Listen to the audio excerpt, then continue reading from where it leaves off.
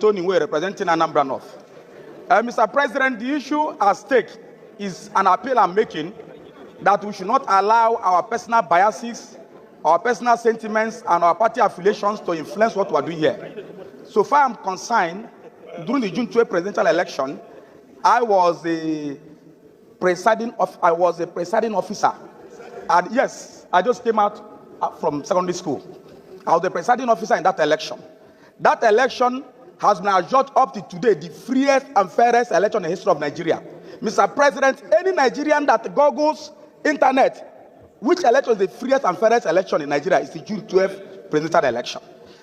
Professor Humphrey Nwosu, a professor of political science from the prestigious University of Nigeria, a civil servant, before he was appointed in 1989, did his best, despite the pressure from Babangida government, despite the court order, Mr. President, allow me, despite the court order by Justice Ibeme that stopped the election, despite all the threats from the military cabal, the man still went ahead to conduct the freest and fairest election. Was it Professor Humphrey Nwosu that made Justice Saleh from Katangum Emirate from Bauchi to annul the election? Was it Justice Professor Humphrey Nwosu that made the military cabal to throw Nigeria into confusion? It is highly unfair. One of my colleagues mentioned about the honor. How was it going to remain, my brother? Is it because he belongs to a particular political party? Let us not distort facts. It's very disappointing that some of us should be distorting facts just because Professor Humphrey Nwosu is an Igbo man.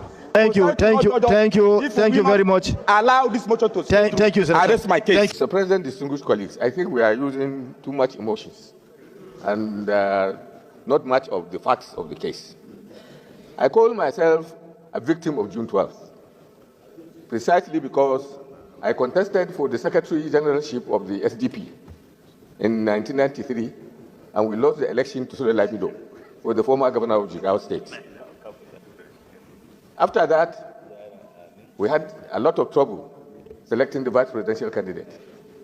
I was in the Kingibe faction, and we were able to defeat Atiku Abubakar to get Abiola to name Kingibe as the vice president in order to have a seamless election.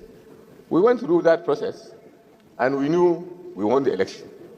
It was annulled. Everybody knew what happened, or what happens under the military. To accuse this late gentleman of not allowing the election, not announcing the election, I think is very, very ahistorical and uncharitable. Mr. President, even under duress, he was not even to have conducted the election in the first place, but he went ahead and conducted it against the military who appointed him. After the election results started coming out, and it was aware that Abiola won the election, Nwosu asked his Director of Legal Services, Malam Buhari Bello, who is still alive, is my junior brother, to go to court. Buhari went to court, and he won in the court in the Federal High Court.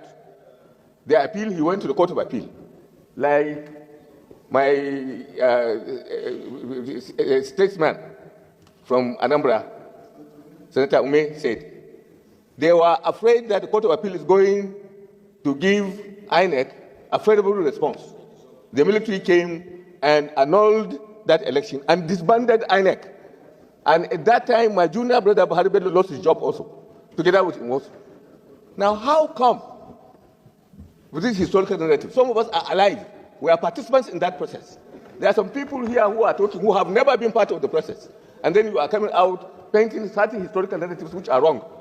Please, let's honor ourselves and uphold what is right and do the right thing. Thank you, Mr. President. Now,